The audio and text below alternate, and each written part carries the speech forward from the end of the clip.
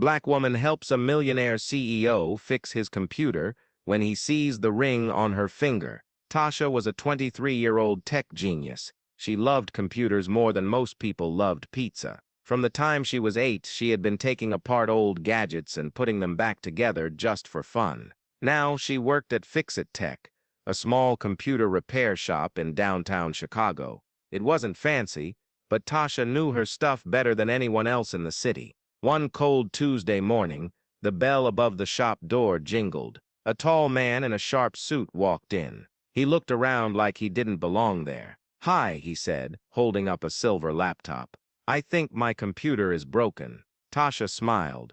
"Let me take a look." She took the laptop behind the counter. As soon as she turned it on, she could see the problem, a software glitch from a recent update. Easy fix. While the machine rebooted, she glanced up at the man. He stood nervously by the door, checking his watch. "You okay?" she asked. He nodded. "Just not used to waiting, I guess." Tasha raised an eyebrow. "You one of those big-shot CEOs or something?" He gave a shy smile.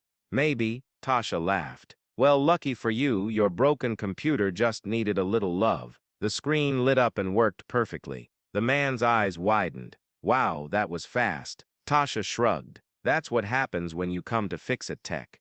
He pulled out his wallet and handed her a credit card. "How much do I owe you?" She typed in a small fee. "That'll be $40. He blinked. "Seriously? That's it?" She nodded. "Unless you want me to charge extra for being amazing." He chuckled. "You should." As he leaned over to sign the receipt, his eyes caught something on her left hand, a simple silver ring with a tiny blue stone. His face changed.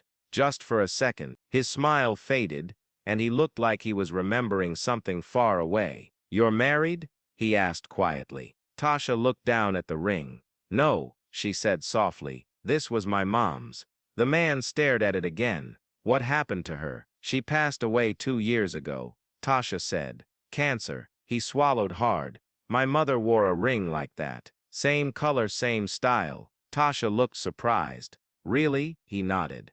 "She always wore it, even when she was sick. Said it reminded her of hope." Tasha smiled gently. "Same with mine. She told me that blue was the color of dreams." The man was quiet for a moment. Then he said, "I'm sorry about your mom." "Thanks," Tasha said. "She would have liked you. She always believed everyone deserved a second chance." He looked at her like she had just said something important. "I'm Marcus, by the way," he said. "Tasha." They shook hands. Marcus hesitated before leaving. "Hey, do you ever think about doing bigger things, like working for a big company or starting your own business?" Tasha shrugged. "Sometimes. But I like helping regular people. Not everyone can afford fancy tech teams." Marcus nodded. "Still, you're wasting your talent here." Tasha frowned. "Why do you say that?" He smiled. "Because I run a tech company, and I could use someone like you." Tasha blinked. "Wait, seriously?" He nodded.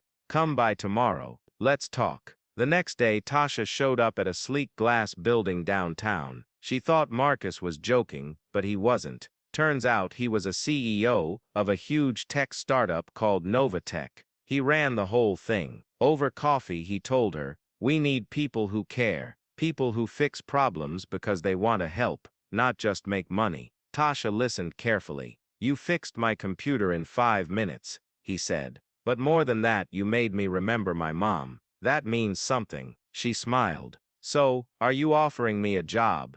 "If you want it." Tasha thought for a long time. She loved her little shop, but she also wanted to grow, to learn more, to build something. "I'll take it," she said. 6 months later, Tasha was Novatech's youngest team leader. She helped design a new app that helped low-income families get free tech support. And every day she wore her mom's ring. Marcus saw it often, and each time it reminded him of why he started his company, not just for profit but for purpose. One afternoon, he found Tasha in the break room. "You know," he said, "you changed more than just my computer." She looked up. "Yeah?" He smiled.